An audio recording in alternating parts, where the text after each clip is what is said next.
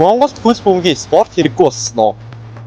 Ирээдүйд Роналдо болон Месси болох хүсэлтэй Монгол өвгнүүд цөөнгүй байдаг үлээ. Одоогийн байдлаар Монголын эрэгтэй хөл бөмбөгийн баг дэлхийн нийт тусаас 188 дугаар байранд байдаг. Харин эмэгтэй багийн хувьд 148 дугаар байранд ордог.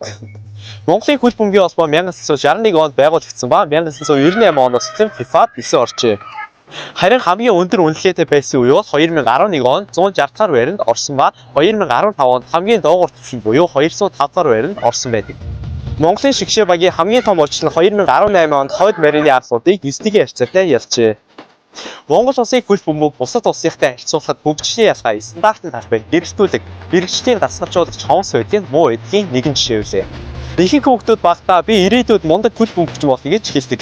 Гэхдээ хэдэн тэр мөрөөдлөө хүрсэн бол харин таны бодлоор Монгол улсад хөл бөмбөгийн спорт үнэхээр хэрэгтэй юу? Коммент секцэд бичүүлээрэй. Дараагийн бичлэгээрээ уулзцгаая.